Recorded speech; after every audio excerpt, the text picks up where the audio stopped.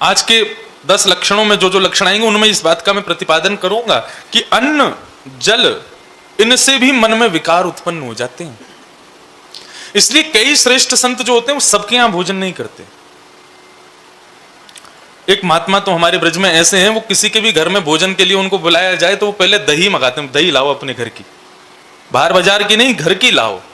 और वो दही का 1 चम्मच चखेंगे, उससे वो निर्णय करते हैं कि यहां खाना चाहिए कि नहीं। उनको दही से पता चलता है कि यहां पर सात्विकता कितनी है। और कोई और नहीं है, परम पूजनीय प्रातस्मरणीय श्री रमन रीति वाले पूज्य श्री गुरु शरणानंद जी महाराज। वो पहले दही को चखते हैं और दही चख करके फिर निर्णय करते हैं कि यहां मुझे प्रसाद पाना चाहिए कि नहीं। वे समझ जाते हैं कि रसोई घर में कितनी पवित्रता है। घर में यदि वैष्णवता लानी है, घर में यदि चाहते हैं कि हमारे बालक भी भक्त बने, हमारा पूरा परिवार भक्त बने, हम सब, तो अपनी घर में भक्ति का प्रवेश सबसे पहले रसोई घर में करो। ठाकुर जी को भोजन अति प्रिय है। राग, भोग और श्रृंगार, 3 वस्तु प्रिय हैं ठाकुर जी को।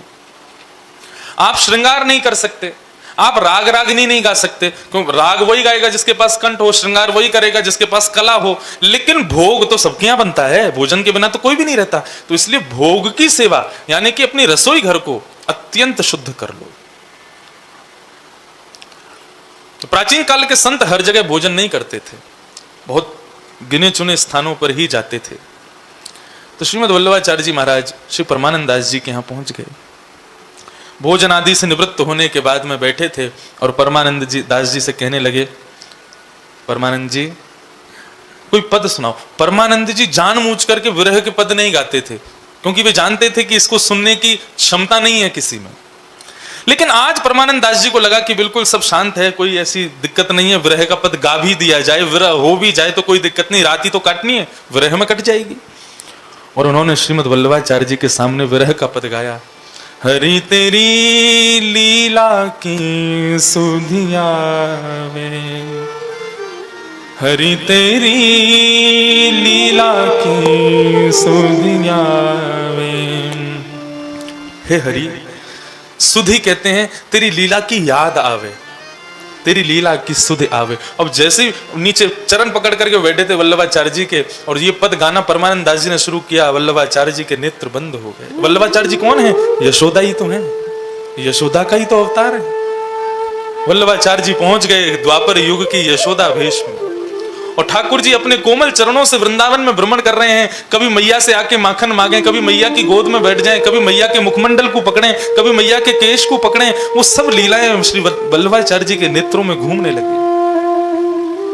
हरि तेरी लीला की सुधिया वे, कमल नयन मन मोहनी मूर्ति, कमल नयन मन मोहन मूर्ति। मन मन चित्र बनावे, मन मन चित्र बनावे, लीला की सुधिया वे। हरि तेरी लीला की सुधिया वे। एक बार जही मिलत माया करी, एक बार मिलत माया, सो कैसे बिसरावे, सो कैसे बिसरावे। आपको शब्द समझ आ रहे हैं? परमानंद दास जी कह रहे हैं, बोले एक बार जिससे पूर्ण प्रेम युक्त होकर के ठाकुर जी मिल जाते हैं, वो कैसे भूल सकता है उनको। रसखान दिल्ली जा रहा था, बादशाह ने आज्ञा की रसखान दिल्ली जाओ, इंद्रप्रस्थ में हमारे राज शासन की तैयारी करो, वहां किला बनवाओ। रसखान जाने को तैयार हुए, तभी एक व्यक्ति रसखान के पास गए और जाकर के बोले, रसखान मैं तुमको एक गोपनीय बात बताऊं। बोले बताओ। तुम जा रहे हो दिल्ली? बोले हाँ। मार्ग में एक भयावह कुआं पड़ेगा। बोले कुआं मतलब? कुआं पड़ेगा मतलब भयावह, अरे एक नगर पड़ेगा, तो कुआं ही है, उसमें जो गिरता है निकलता नहीं है। कौन सा नगर? बोले प्रेम नगर। प्रेम नगर? ये तो मैंने कभी नहीं सुना। अरे उसका गोपनीय नाम है प्रेम नगर, उसका प्रकट नाम है वृंदावन। रसखान, तुम दिल्ली जा रहे हो लेकिन उस प्रेम नगर में मत जाना। क्यों? अरे रसखान, मैं क्या बताऊं, मैंने आज तक जितने लोगों को देखा, जो भी उस नगर में गया है, वहां एक छोटा सा बालक रहता है। कौन? बोले हिंदू जिसको पूजते हैं वो कृष्ण, वो आज भी वहां रहता है। वो जिसको पकड़ लेता है अपना बना लेता है।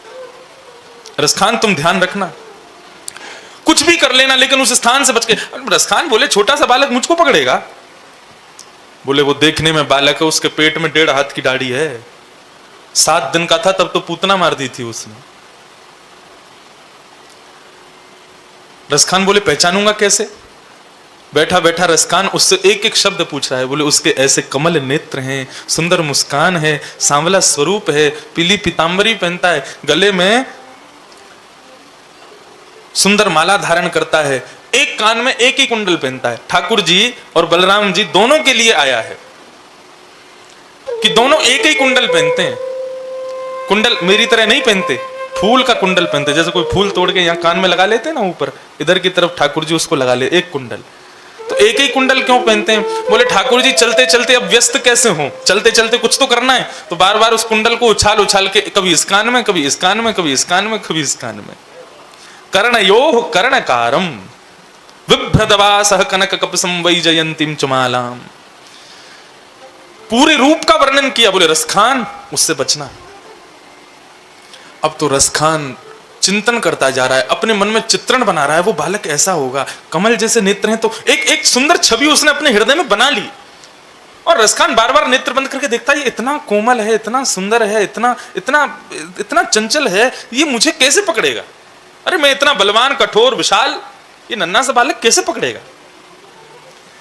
और इसी विचार को करता करता जैसे ही जाने लगा, सैनिकों ने सतर्क कर दिया। बोले महाराज सावधान। बोले बताओ क्या हुआ? बोले वही नगर आ गया है। कौन सा? वृंदावन। अब जैसे जैसे वृंदावन के समीप पहुंचे, रसखान की धड़कनें बढ़े। कभी इधर देखे आ तो नहीं जाएगा, कभी इधर देखे यहां से तो नहीं आ जाएगा। पीछे सैनिकों को खड़ा कर दे रहा है। बोले मेरे सब चारों तरफ खड़े होकर के चलो, कहीं से भी आ नहीं जावे। ऐसी घबराहट में वृंदावन से निकल रहा है। ठाकुर जी छोड़ देंगे उसको?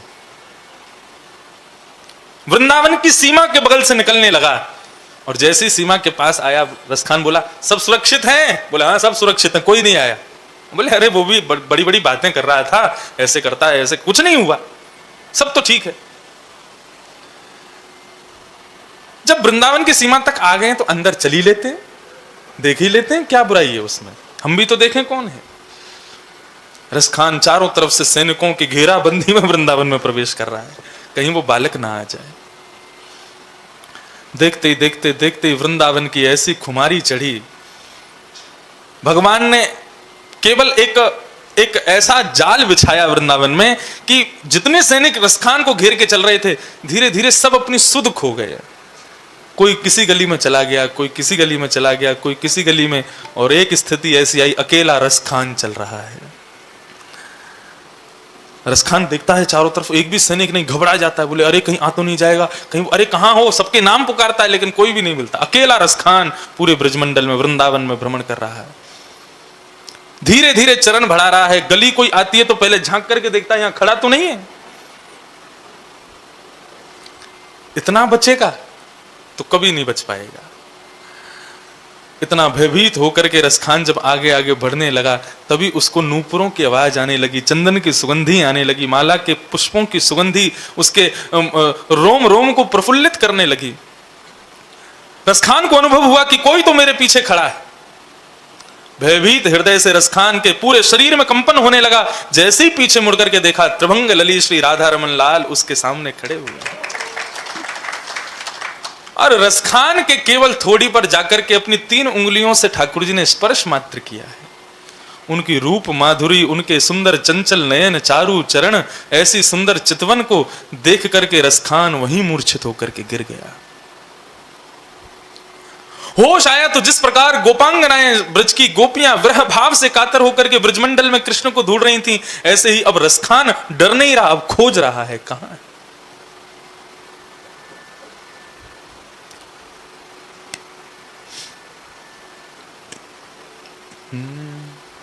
देता है कन्हाई जिसे प्रेम की दिशा,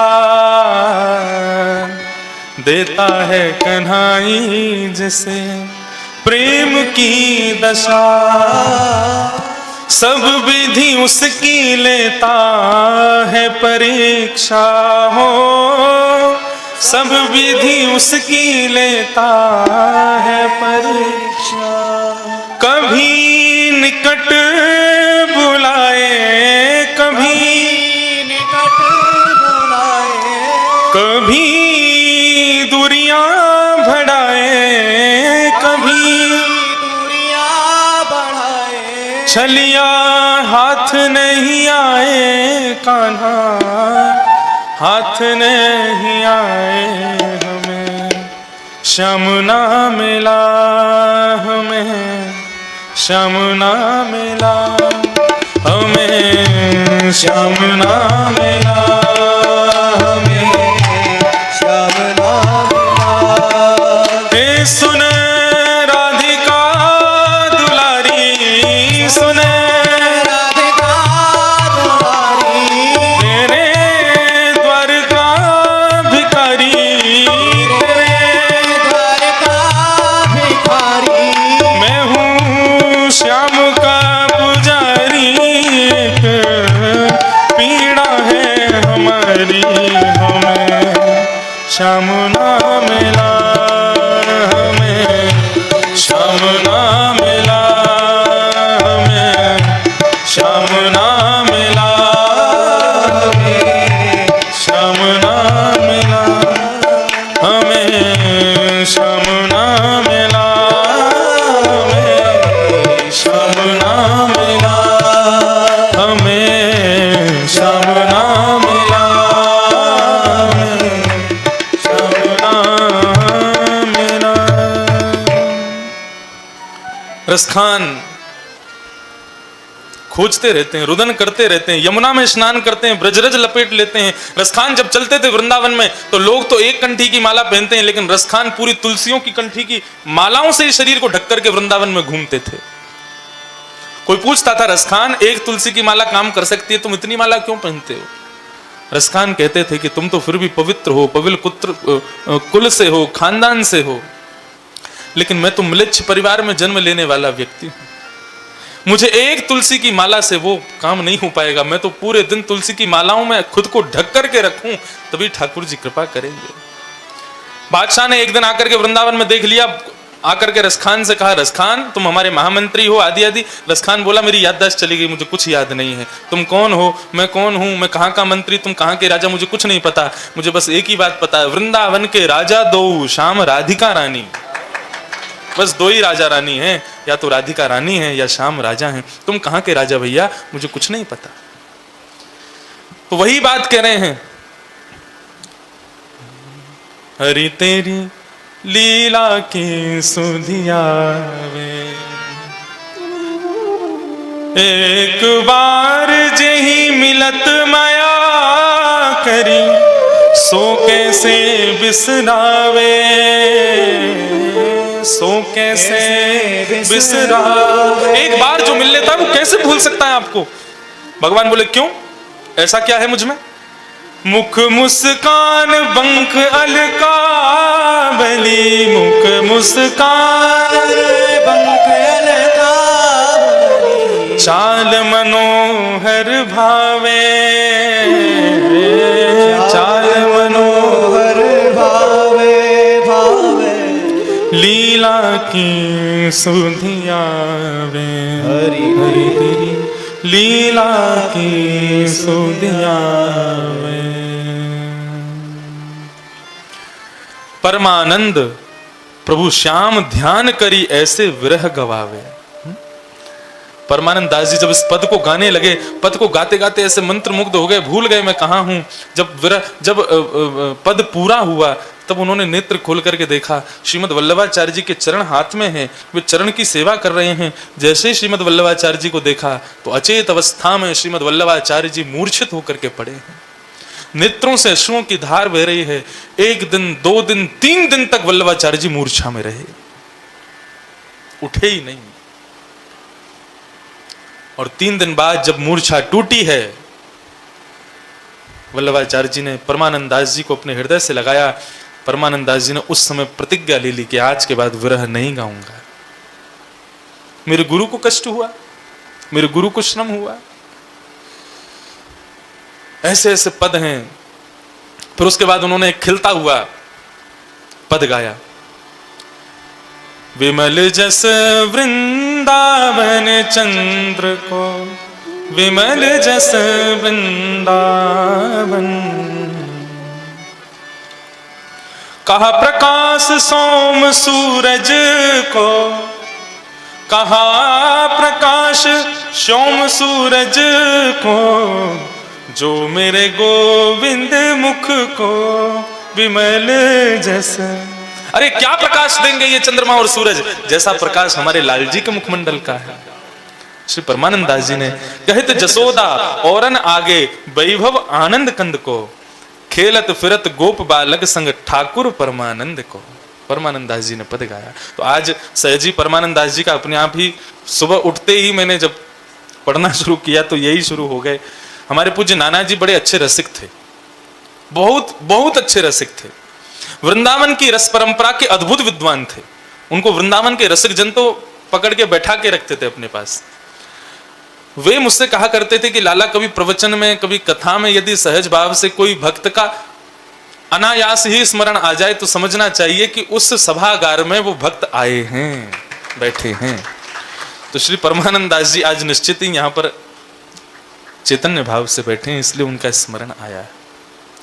हम परमानंद दास जी का स्मरण इसलिए कर रहे थे, उन्होंने एक पद गाया है, कहा करूं वैकुंठ ही जाए, जहां नहीं नंद, जहां नहीं यशोदा, जहां नहीं नंद, जहां नहीं यशोदा, जहां नहीं गोपी ग्वाल और गाय, कहा करूं वैकुंठ ही जाए। आज कथा के विश्राम में पूरा पद गाएंगे, अभी कथा प्रारंभ करते हैं।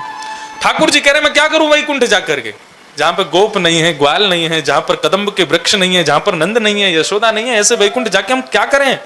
बंधुओं, पूरा विश्व कहता है कि मरने के बाद स्वर्ग मिले, वैकुंठ मिले, लेकिन ब्रजवासी कहता है मृत्यु के बाद यदि पुनः जन्म मिले तो आशा महो चरण रेणुज श्याम हम श्याम वृंदावने किमपि गुलमलत औषधीनाम। अरे विधाता, हमारे लिए तो मुक्ति भुक्ति सब कुछ पुनः वृंदावन ही है, हमें बार बार वृंदावन मिले। अच्छा, एक बात कह के फिर कथा में चलें। वृंदावन में जन्म ये कौन सी तपस्या का फल है?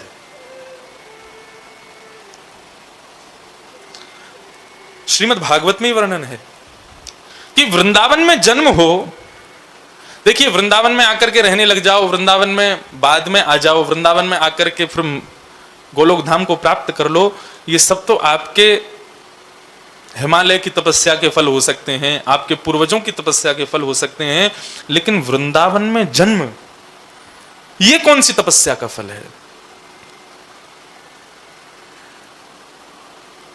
तो इसका भाव श्रीमद् भागवत में ही बताया गया कि बद्रीनाथ में जो व्यक्ति जाकर के तपश्चर्या करता है तो वहां की तपस्या के फल से उसको वृंदावन में जन्म मिलता है। ये बात स्पष्ट है। ये बात कैसे स्पष्ट की गई? एकादश स्कंद में बताया गया कि श्रीमन नारायण के हृदय में इच्छा प्रकट हुई कि मैं ब्रज में जन्म लूं, मेरा अवतरण व्रज मंडल में हो। आप लोग कहेंगे कि ब्रज को बनाया ही श्री कृष्ण ने, तो उनके हृदय में इच्छा क्यों प्रकट हुई? गोपी गीत में इस बात का स्पष्टीकरण गोपियों ने कर दिया। ते जन्मना ब्रजम अधिकम जयति, जयति ते अधिकम जन्मना ब्रजः। हे कन्हैया, तुम्हारे जन्म से पहले भी वृंदावन श्रेष्ठ था, वृंदावन तुम्हारे जन्म के बाद और श्रेष्ठ हो गया। मतलब ये कृष्ण राधा लीलामृत जो है, ये जरूरी नहीं है द्वापर में कृष्ण अवतरण के बाद ही वृंदावन में प्रकट हुआ है। वृंदावन आदि अनादिकाल से राधा कृष्ण प्रेम में विभोर है। ठाकुर जी की लीला यहां अनादिकाल से चल रही है। ते जन्मना ब्रजम अधिकम जयति। तो ठाकुर जी के मन में इच्छा प्रकट हुई कि मैं ब्रज में जन्म लूं। तब श्रीमन नारायण ने बद्रीनाथ में जाकर के तपस्या की। नर नारायण दोनों ने की। नर कौन? अर्जुन, और नारायण श्री कृष्ण। तो नारायण की बद्रीनाथ की तपस्या का ही फल है कि वे वृंदावन में जन्म लेकर के पधारे हैं। अर्जुन की तपस्या आज भी चल रही है, आज भी वृंदावन में जन्म नहीं मिला अर्जुन को। तो वृंदावन की प्राप्ति बद्रीनाथ की तपस्या से होती है। तो जो लोग वृंदावन में जन्म लेते हैं उनको अपनी पीठ थपथपानी चाहिए, निश्चित ही उन्होंने किसी जन्म में बद्रीनाथ में तपस्या की है, इसीलिए वृंदावन प्राप्त है। तो वृंदावन अति श्रेष्ठ है। कल हम लोगों ने ये दशकम धर्म लक्षण में क्षमा तक सुना था। धृति क्षमा। अब तक तो मैं ऐसे बोल रहा हूं जैसे कितने सारे सुन लिए, अभी 2 ही हुए हैं। धृति और क्षमा। धृति यानी धैर्य और क्षमा, ये 2 हमने 2 दिनों में सुने। धृति यानी धैर्य, उसकी प्राप्ति कैसे हो अष्टांग योग के द्वारा हमने सुनी। और क्षमा, क्षमा के भाव को कल हम लोग सुन रहे थे। भगवान को मानव का यदि कोई गुण अति प्रिय है तो वो क्षमा का गुण अति प्रिय है। श्री जयदेव महाप्रभु के साथ ठगों ने क्या किया वो भी कल हमने सुना, और पूर्ण रूप में ये बताया कि क्षमा स्वयं को दे देना चाहिए। इस दुनिया में सबसे बड़ा दान क्या है? एक दान तो कहती हैं गोपियां कि सबसे बड़ा दान क्या है? भूरिदा जनाः, ठाकुर जी की लीलामृत को जन जन को सुनाना। ये ठाकुर जी की कथा का दान, ये सबसे बड़ा दान है। और दूसरा श्रीमद् भागवत में ही लिखा है सबसे बड़ा दान क्या? अभय दान। मुझसे किसी को भय नहीं होना चाहिए, ये भी एक बहुत बड़ा दान है। यदि आपसे किसी को भय है तो माफ कीजिएगा, आपकी सदगति में बाधक बन जाएगी वो वस्तु। आपसे किसी को भय नहीं होना चाहिए। और अभयदान कब होता है? जब आप सब कुछ क्षमा का दान करते हैं। सब कुछ क्षमा दो, कोई आपसे भयभीत ना हो। क्षमा। अब यहां तीसरा गुण जो धर्म का है वो है दम। धृति क्षमा दमोस्तेयम। अब आता है दम। दम किसे कहते हैं? दमः असली शब्द। तो कल शायद मैंने बताया था, इंद्रियों की इच्छा प्रकट हो जाए और फिर प्रकट होने के बाद में उसको हम रोकें, उसको कहते हैं दमन। आगे इंद्रिय निग्रह आएगा, उसका मतलब तो होता है इंद्रिय की इच्छा प्रकट ही ना हो। लेकिन अब इंद्रिय की इच्छा प्रकट हो गई है तो प्रकट होने के बाद में उसको कैसे रोका जाए, उसको दम कहते हैं। दम। दम। अच्छा, इंद्रियां कितनी होती हैं? कितनी इंद्रियां होती हैं? 10 इंद्रियां होती हैं। 5 ज्ञानेंद्रिय और 5 कर्मेंद्रिय। ज्ञानेंद्रिय कौन कौन सी हैं? इत्र की सुगंधी बहुत बढ़िया है, कैसे पता चलता है? नाक, ज्ञानेंद्रिय। कोकिल साई स्थान का दर्शन अति सुंदर है, नेत्र, दूसरी ज्ञानेंद्रिय। स्वर बहुत मधुर है, बांसुरी का, कान, तीसरी ज्ञानेंद्रिय। मौसम पंखे लायक हो गया है, ज्यादा ठंड की आवश्यकता नहीं, त्वचा, चौथी ज्ञानेंद्रिय। और यहां का पापड़ बहुत बढ़िया है, ये कौन बताता है? जिह्वा। ये 5 ज्ञानेंद्रिय। 5 ज्ञानेंद्रियां हैं। और ऐसे ही 5 कर्मेंद्रियां हैं, हाथ, पैर, मुख और 2 मलमूत्रादि परित्याग वाली गुप्त इंद्रिय। ये 10 इंद्रियां हैं। इन बंधुओं, इनको 10 इंद्रियां मत समझो, ये 10 घोड़े हैं और हमारा जीवन रूपी रथ ये 10 के 10 घोड़े खींचते हैं। जीभ अपनी ओर खींचती है, आंख अपनी ओर खींचती है, कान अपनी ओर खींचते हैं, हाथ अपनी ओर खींचते हैं। आप सुबह उठ करके शाम तक का पूरा अपना सोचो विचार करो, आप करते क्या हो? गुलामी करते हो, केवल और केवल अपनी 10 इंद्रियों की गुलामी। जीव को सुंदर रस देना, नेत्रों को सुंदर दृश्य देना, त्वचा को सुंदर स्पर्श देना, कानों को सुंदर स्वर देना, पैरों को सुंदर मार्ग देना, हाथों को सुंदर कर्म देना, यही तुम करते हैं पूरे दिन। हमारे भागवत जगत के एक अद्भुत अद्भुत वक्ता हुए श्री डोंगरे जी महाराज। श्री डोंगरे जी महाराज कहते थे, अपनी प्रत्येक इंद्रिय से भगवत भजन करना चाहिए। गोपी का मतलब क्या है? गोवी ही इंद्रियैः ही कृष्ण रसम पिबतीति गोपी। एक गोपी वृंदावन की कोई नाक में नथनी वाली, आंखों में काजल वाली, होठों पर लालिमा वाली गोपी नहीं है। गोपी कौन है? जो अपनी प्रत्येक इंद्रिय से कृष्ण को पाना चाहे, उसको गोपी कहते हैं। जिसके नेत्र ठाकुर जी का दर्शन करना चाहे, जिसके कान ठाकुर जी का श्रवण करना चाहे, जिसके भुजाएं ठाकुर जी का आलिंगन करना चाहे, जिसकी त्वचा ठाकुर जी का स्पर्श करना चाहे, जिसकी जिह्वा ठाकुर जी के अधरामृत का पान करना चाहे, उसको गोपी कहते हैं। लेकिन डोंगरे जी महाराज एक बात कहते थे, यदि कोई व्यक्ति अपनी किसी भी एक इंद्रिय से भगवत भजन नहीं करेगा तो उसी इंद्रिय से पाप हो जाएगा। समझ रहे हैं बात को? आप नेत्रों से दर्शन तो करते हो लेकिन कानों से सुनते नहीं हो कथा, तो एक ना एक दिन कानों से भद्र अभद्र वस्तु श्रवण करोगे और इसी से पाप हो जाएगा। कानों से तो कथा सुनोगे, नेत्रों से दर्शन नहीं करोगे तो भी नेत्रों से कोई ना कोई अपवित्र वस्तु प्रवेश कर जाएगी। तो इस प्रकार यदि किसी भी एक इंद्रिय से आपने भजन नहीं किया, भगवत प्राप्ति का साधन नहीं अपनाया, तो वही इंद्रिय पाप की भागिनी बन जाएगी। एक व्यक्ति ने डोंगरे जी महाराज से प्रश्न कर दिया, बोले महाराज 8 इंद्रियों से तो भजन हम कर लेंगे, आंख से कर लेंगे, कान से कर लेंगे, नासिका से कर लेंगे, जिह्वा से, त्वचा से, हाथ से, पैर से, मुख से, सबसे कर लेंगे, गुप्त इंद्रियों से भजन कैसे होगा? वो तो इतनी अपवित्र हैं कि उनका स्वयं स्पर्श करके भी हमको स्नान करना पड़ता है। तो भगवान को ऐसी अपवित्र इंद्रिय से भजन आप कैसे कह सकते हैं? डोंगरे जी महाराज ने इतना सुंदर प्रत्युत्तर दिया, बोले प्रातःकाल उठ करके जिस प्रकार अपना भवन, अपना घर साफ करते हो, ठीक उसी प्रकार मेरे चित्त में ठाकुर जी विराजमान हैं, इसलिए मैं अपने तन के मलमूत्र का परित्याग करूं। केवल इतनी भावना हृदय में धारण करने मात्र से आपकी गुप्त इंद्रिय से भजन हो जाएगा कि मेरे लाल जी मेरे हृदय में बैठे हैं, तो मैं अपने तन के अंदर कोई अपवित्र वस्तु ना रखूं, उसका त्याग कर दूं, बस इतना मात्र विचार करने से भजन हो जाएगा। अपनी प्रत्येक इंद्रिय से भगवत भाव रखो, भगवत भजन करो। तो इंद्रिय की इच्छा प्रकट होने के बाद में उसको रोक लेना, ये कैसे होगा? इंद्रिय जिस इच्छा की ओर आपको अग्रसित करे, उस वस्तु के विपरीत इंद्रियों को ले जाना, यही दम कहलाता है।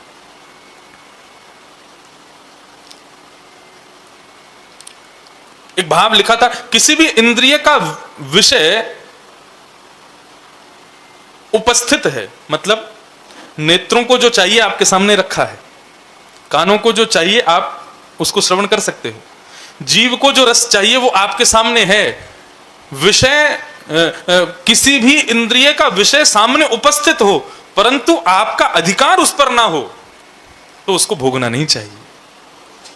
ऐसे तो सामने बीड़ी भी रखी है, उसको पी लेंगे क्या, लेकिन हमारा अधिकार नहीं है इसलिए उसका सेवन नहीं करेंगे। तो किसी भी विषय को देख करके उसमें अधिकारी अनधिकारी का भाव रखना, यही दम कहलाता है, इसी को दम कहते हैं। स्वामी विवेकानंद एक बार अमेरिका गए, अमेरिका में प्रवचन कर रहे थे, बहुत सावधानी से सुनिए सब लोग। तो प्रवचन करते हुए स्वामी विवेकानंद के उस प्रवचन पर एक युवती मोहित हो गई, और इतनी मोहित हो गई कि वो अब स्वामी विवेकानंद के सामने जाकर के खड़ी हो गई और कहने लगी कि महाराज आप अकेले इस संसार का उद्धार नहीं कर पाएंगे, आप जैसा एक पुत्र और होना चाहिए। स्वामी विवेकानंद बोले मैं समझा नहीं। बोले कि मैं आपसे ब्याह करके आप जैसे पुत्र को जन्म देना चाहती हूं।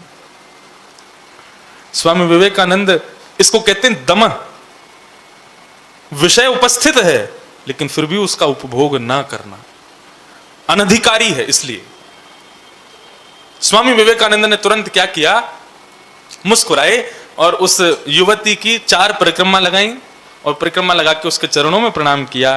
बोले हे मां, मैं आपसे ब्याह करके अपने जैसा पुत्र दे पाऊंगा इसकी गारंटी मैं नहीं दे सकता, लेकिन हां आज से आपका मैं ही पुत्र बन जाऊंगा ये गारंटी मैं दे सकता।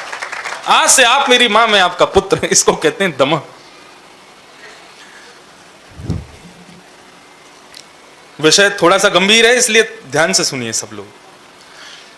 ये विषय इसलिए सुनाए जा रहे हैं ताकि जीवन में उतार पाए हम लोग। दम उपस्थित भोग की तरफ भी दृष्टि ना जाना, उसको कहते हैं दमः। ये तीसरा लक्षण है धर्म के 10 लक्षणों में। चौथा लक्षण आस्तेयम। अस्तेयम का मतलब क्या है? अस्तेयम का मतलब है चोरी ना करना। ये धर्म का चौथा लक्षण। अब आप लोग सोचेंगे शायद केवल धन की चोरी ही चोरी होती है। नहीं, चोरी के 2 प्रकार होते हैं। एक तो होती है कि किसी और के परिश्रम से कमाए गए धन को हड़प लेना, उसको चुरा लेना, यह भी चोरी है। किसी और के कमाए गए पुण्य की तरफ भी नजर रखना, यह भी चोरी है। यह भी चोरी है।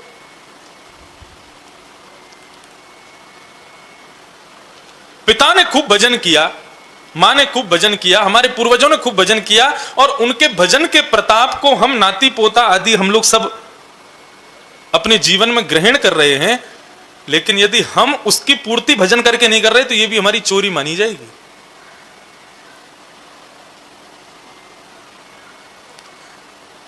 चोरी के प्रकार 2 हैं।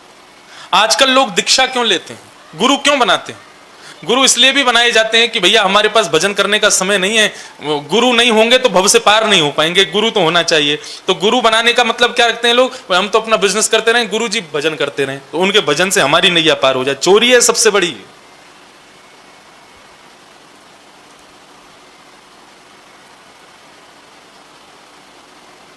व्यक्ति रोज गुरु मंत्र का जाप अपने लिए करे, तो अपने लिए एक बार किया ना, 108 मन के में एक माला में किया, तो गुरु के लिए 2 बार करे। पूर्ति करते रहो गुरु की भी, नहीं तो चोर माने जाओगे, चोरी समझी जाएगी।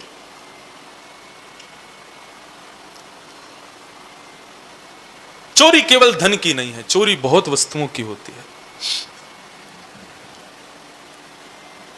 अस्तेयम।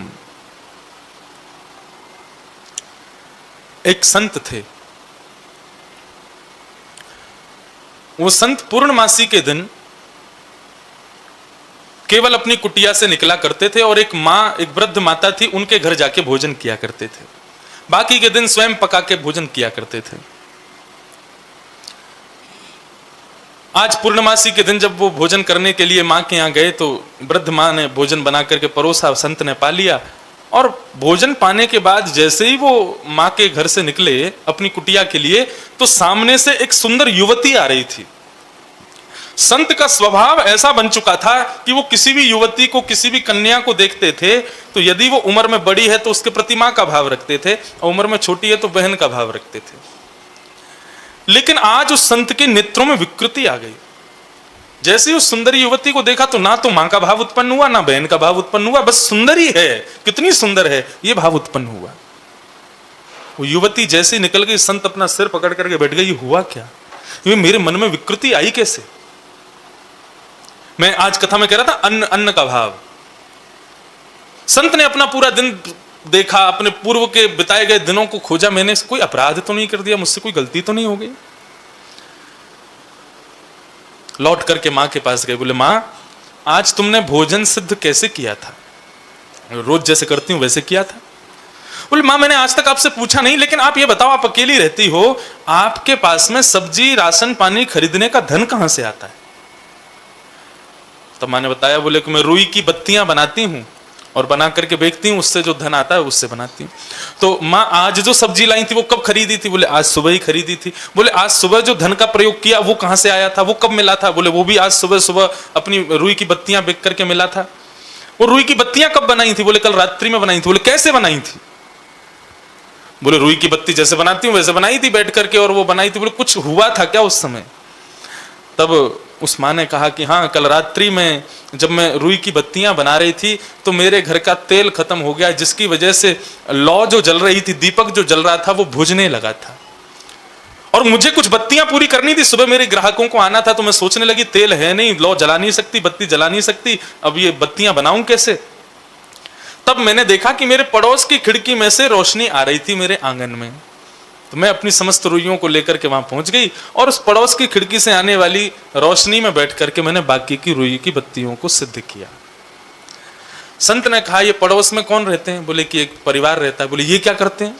बोले ये तो मुझे नहीं पता। जा करके पूछताछ की तो पता चला कि पड़ोस में जो परिवार रहता है उनमें जो एक व्यक्ति रहता है वो चोरी करता है और चोरी करके धन कमाता है। उस धन से घर का राशन पानी आता है, उसी धन से तेल आता है, जिस तेल में दीपक जलता है, उस दीपक की रोशनी में मां ने बत्ती सिद्ध की थी। उसकी वजह से उस संत के हृदय में विकृति आ गई। तो विचार कीजिए, पाप प्रवेश करने के लिए आपकी आज्ञा का अनुमति नहीं लेगा। आपकी अनुमति मिले तब पाप प्रवेश करे। वो इतना सूक्ष्म है, वो कैसे भी प्रवेश कर जाएगा। चोरी मत करो। एक महात्मा रहते थे वृंदावन में, उनसे कोई जाकर के कहता था, बाबा भगवान कैसे मिलेंगे? तो वो कहते थे, तेरी जेब में कितना रुपया है पहले ये बता। अगर कोई व्यक्ति अपनी जेब में हाथ डालने लगता था और 100, 200, 500, 1000 की नोट निकालता तो बाबा डंडा लेके उसके पीछे भागता, भाग यहां से। उनके बड़े चर्चे थे वृंदावन में, सुदामा कुटीर में रहते थे। एक बार एक सेठ जी आए, उन्होंने अपनी दोनों जेबों में 2-2 लाख रुपए रख लिए। बोले मैं जाके पूछता हूं बाबा से, बाबा भगवत प्राप्ति कैसे होगी? बोले जेब में कितना रखा है? उसने 2-2 लाख की 2 गड्डियां निकाली। बाबा फिर डंडा लेके भागे उसके पीछे। अंत तो गत्वा सब लोगों ने घेर लिया बाबा को। वो पूछे, बाबा तुम बार बार पूछते हो जेब में क्या है, 100 रुपया दिखाने वाले को भी मारते हो, 4 लाख रुपया दिखाने वाले को भी मारते हो, तो है क्या मतलब आपका? अरे बोले ये तेरी कुर्ता की जेब में कितना रखा ये नहीं पूछता मैं, तेरे हृदय की जेब में भजन कितना रखा है मैं ये पूछता हूं। तेने भजन कितना किया, नाम जप कितना किया, कितना कमाया? नाम जप करोगे नहीं, भगवत नाम कमाओगे नहीं, और मुझसे पूछोगे भगवान कैसे मिलेंगे? अरे भगवान के नाम को कमाओ पहले। इसलिए मैं गाता हूं, हरि का भजन करो। अगर बंधुओं भगवत नाम नहीं कमाते हो, भगवत नाम गुणानुवाद नहीं करते हो और वैकुंठ की कामना करते हो, तो ये भी चोरी है। तो अस्तेयम मतलब कि बिना भगवत भजन किए यदि भगवत दर्शन की अभिलाषा भी यदि हमारे भीतर है तो वह भी चोरी है।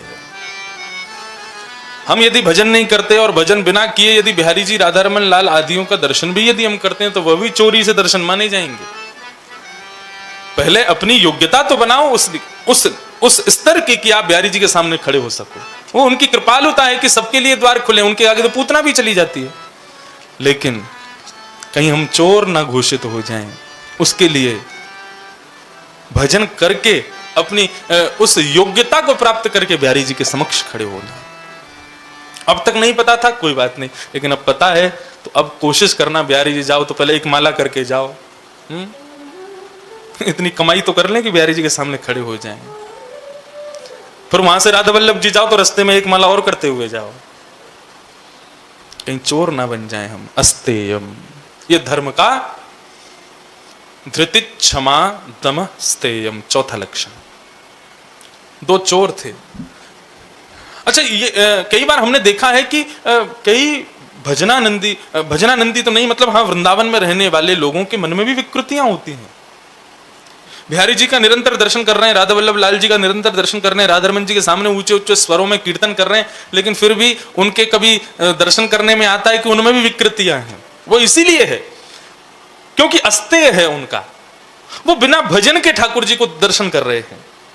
उसके श्री प्रहलाद जी महाराज के विषय में आता है, श्री ध्रुव जी महाराज के विषय में, कि ध्रुव जी महाराज ने भगवान का दर्शन किया, उसके बाद 36,000 वर्ष के लिए राज्य किया, लेकिन कहते हैं कि उसके बाद उनको क्रोध आया और उन्होंने वध करना शुरू कर दिया था अपने भाई के हत्यारों का।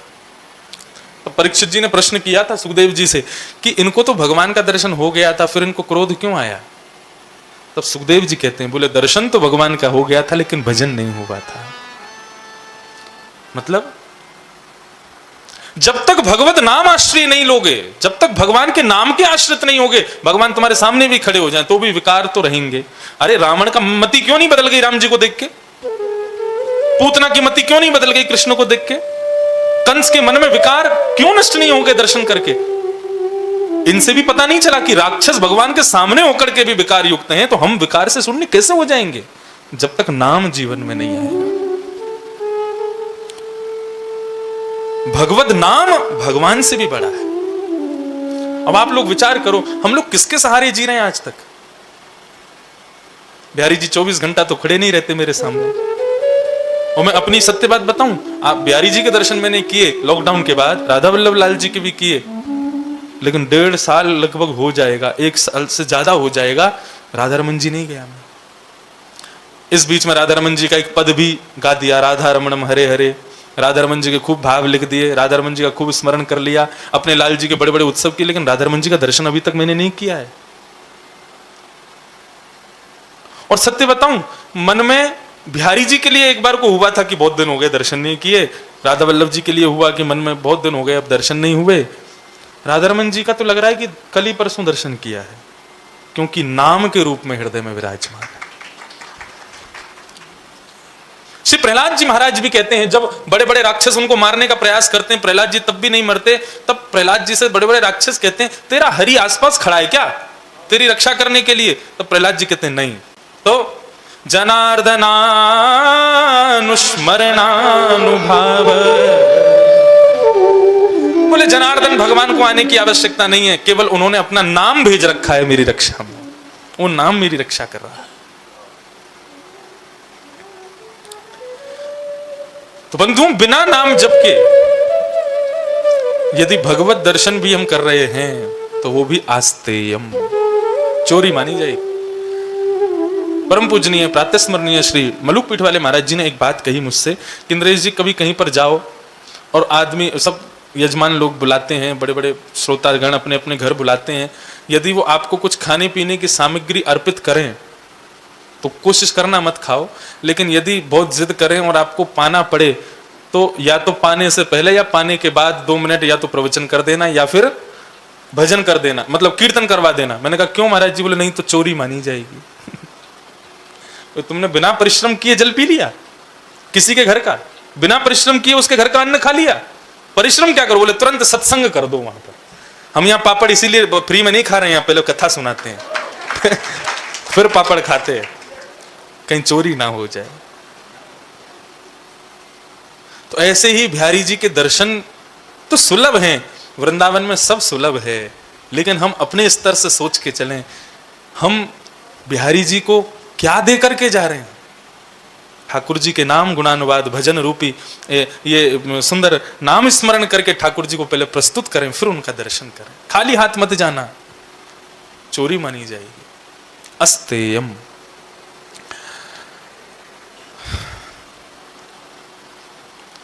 कपट और छल ये भी चोरी के ही रूप हैं।